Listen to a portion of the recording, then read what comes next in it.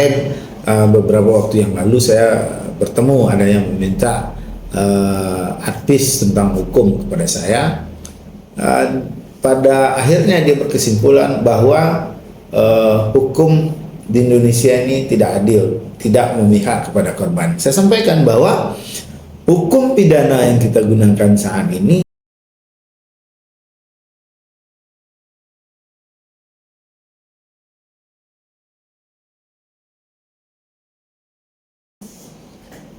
Assalamualaikum warahmatullahi wabarakatuh. Alhamdulillahirrahmanirrahim. Wassalatu wassalamu ala alihi wa sahbihi rasulillahi ajma'in. Bersyukur kita kehadirat Allah Subhanahu wa taala dengan mengucapkan alhamdulillah di atas segala nikmat yang sudah diberikan kepada kita, terutama sekali adalah nikmat Islam, iman dan kesehatan serta kesempatan. Banyak yang sehat, banyak yang memperoleh nikmat tetapi tidak mempunyai kesempatan dan tidak memperoleh nikmat Islam. Dan begitu juga banyak yang Islam tetapi tidak sehat dan tidak punya kesempatan. Nah, kali ini kita ketemu lagi di dalam channel Gusri PD27. Itu channel Gusri Putra Dodi yang saya asuh sendiri. Selawat beriring salam tidak luput dan tidak pesan-pesannya kita kirimkan kepada junjungan alam Nabi besar Muhammad SAW yang mengucapkan Allahumma salli ala sayyidina Muhammad wa ala ali sayyidina Muhammad. Rekan-rekanku, sahabat-sahabatku, saudara sekalian dimanapun anda berada, perbanyaklah bersalawat karena salawat menurut riwayat dan apa yang sudah disampaikan oleh para guru-guru kita, para ulama kita, bahwa salawat itu akan menjadi syafaat, atau dengan bersalawat maka Allah akan mengizinkan kepada Rasulullah SAW untuk memberikan salawat kepada kita semua di yaumil mahsyar kelak. Dan dalam perjumpaan kita kali ini memang saya masih dari ruang mediasi pengadilan agama Pekanbaru, tapi yang kita bahas kali ini bukan tentang mediasi, tetapi adalah masih berkaitan dengan seri hukum pidana yang juga saya jelaskan di dalam beberapa video YouTube yang saya unggah ke YouTube, akun YouTube Gusri PD27 ini tentunya. Nah, kali ini kita akan membahas tentang sedikit kita singgung tentang penipuan dan penggelapan.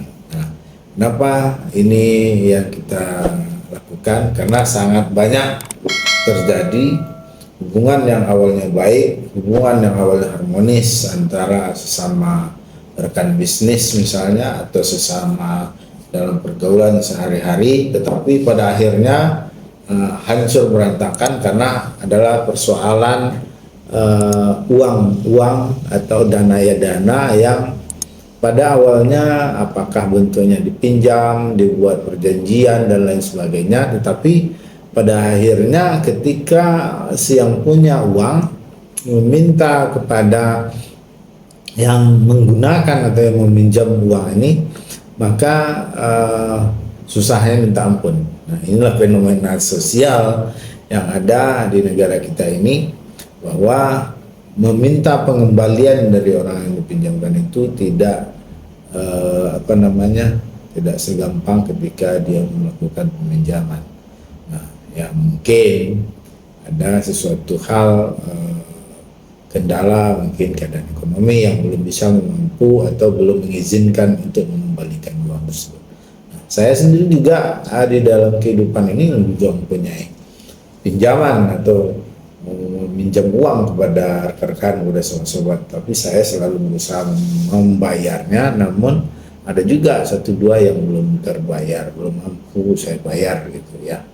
Nah, dalam video kali ini yang kita bahas tapi bukan persoalan membayar hutang ya, tetapi adalah sedikit menyinggung kepada ranah pidana sebagaimana diatur di dalam pasal 372 dan pasal 378 KUHP atau Kitab Undang-Undang Hukum Pidana. Nah, Ini persoalan ya seperti yang saya jelaskan di awal tadi, bahwa persoalan yang awalnya harmonis, awalnya bagus, tapi menjadi rusak di dalam akibat perjalanan waktu, atau tetapi sebenarnya bukan waktunya yang mau kita salahkan, tetapi adalah bagaimana terjadinya suatu problem atau suatu persoalan sehingga menyeret dua pihak atau dua belah pihak yang berseteru untuk terjadi.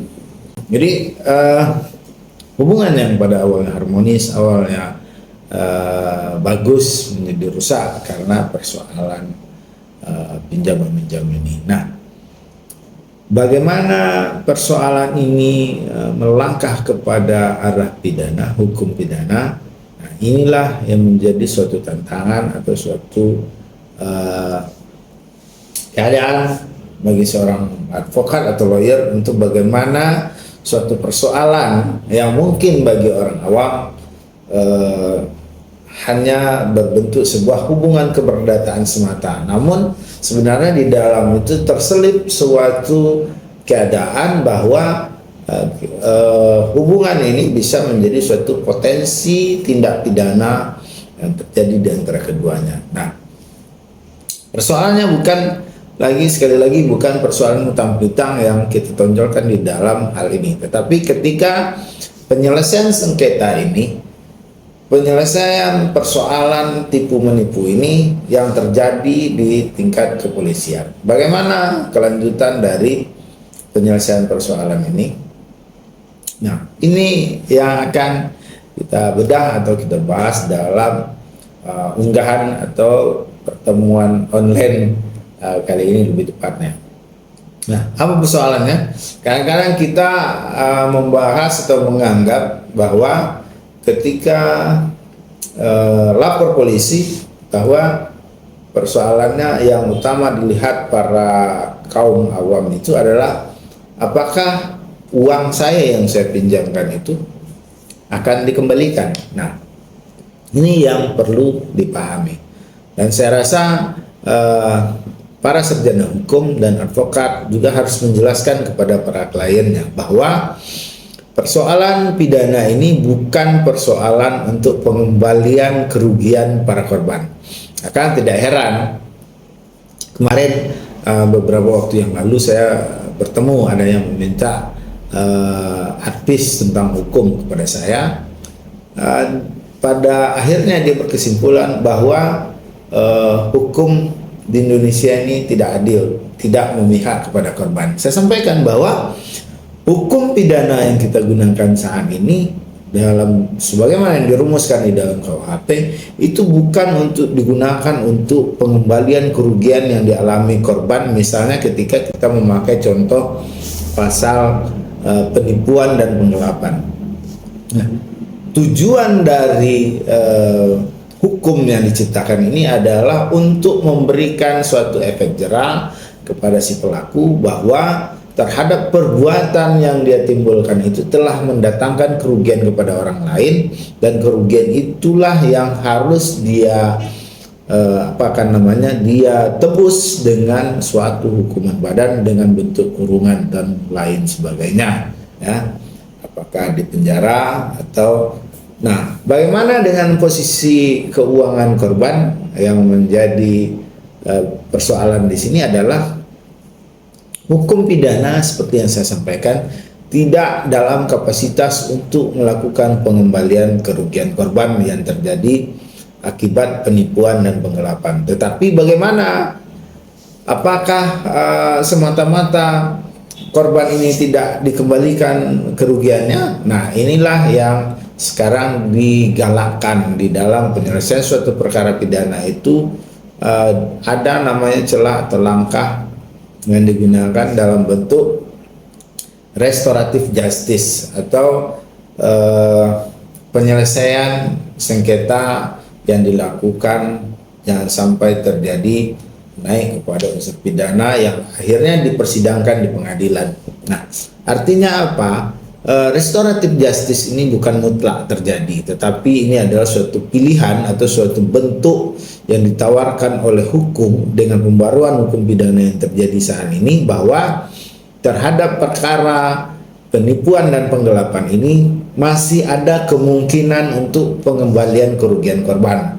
Tetapi ini bukan melalui sarana ya sebagaimana yang diatur dalam pasal penipuan dan penggelapan, tetapi ini adalah suatu sarana yang terjadi atau yang terdapat di dalam pembaruan hukum pidana yang berlaku, bahwa setiap korban atau setiap laporan tentang atau terhadap tindak pidana yang masih memungkinkan atau ada peluang untuk dibuatkan suatu perdamaian, maka hal ini yang diutamakan harus diselesaikan secara restoratif justice. Nah, restoratif justice ini diatur dalam Perkap atau Peraturan Kapolri nomor 8 tahun 2021 kalau saya tidak salah. Nanti silahkan dicek ya bagaimana kebenaran apa isi dari Peraturan Kapolri tentang restoratif justice nomor 8 tahun 2021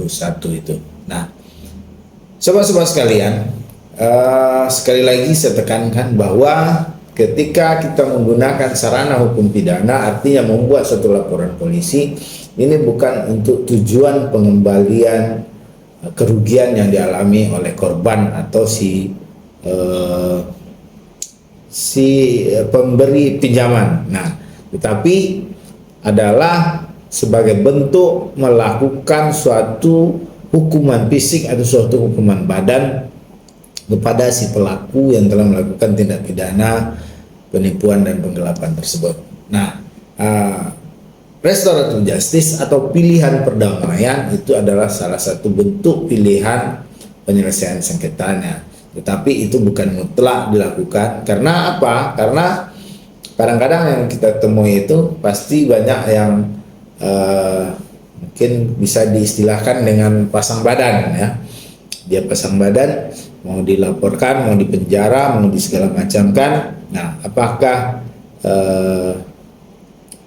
bentuk hukuman lain dia tidak peduli ya, karena memang dia tidak ada keinginan atau niat untuk mengembalikan kerugian korban. Tetapi kalau semua pihak yang khususnya terlapor di dalam laporan tindak pidana penipuan dan penggelapan ini ingin melakukan suatu perbaikan keadaan, ingin mengembalikan kerugian korban, maka sarana ini dipakai sebagai suatu perdamaian, yang artinya pada akhirnya nanti bahwa laporan polisi yang dibuat oleh korban ini harus dicabut dan diselesaikan perkara pada saat itu. Nah, hal ini sebenarnya ada suatu kemajuan di dalam suatu penyelesaian sengketa pidana. Kenapa? Karena ketika restoratif justice ini tercapai, satu perkara minimal sudah dikurangi untuk diselesaikan oleh Mahkamah Agung dan jajarannya. Demikian sobat-sobat sekalian, mudah-mudahan video singkat tentang hukum pidana bukan sebagai sarana pengembalian kerugian yang dialami korban tindak pidana penipuan misalnya, tetapi pada umumnya saya sampaikan bahwa hukum pidana bukan sebagai sarana pengembalian kerugian yang dialami oleh korban dalam suatu tindak pidana, tapi dia lebih menghukum kepada perbuatan si pelaku. Bagaimana jika seandainya akibat perbuatan yang dirugikan oleh pelaku tindak pidana tersebut sudah putus atau sudah ingkrah oleh pengadilan? Apa langkah hukum selanjutnya yang dilakukan oleh para korban tindak pidana penipuan penggelapan saja misalnya, contoh yang kita berikan. Nantikan kelanjutan pembahasan ini di dalam channel kesayangan Anda, Gusri PD27. Demikian saya sampaikan, lebih dan kurang penyampaian saya di dalam video YouTube ini. Saya mohon maaf karena keilmuan selalu berkembang setiap saat. Silahkan sobat-sobatku sekalian untuk mencari dan membaca referensi sebanyak-banyaknya tentang keilmuan, khususnya hukum pidana. Dan saya berharap mudah-mudahan apa yang saya sampaikan ini ada manfaatnya untuk kita semua dan untuk orang banyak. Billahi taufiq wal hidayah. Wassalamualaikum warahmatullahi wabarakatuh.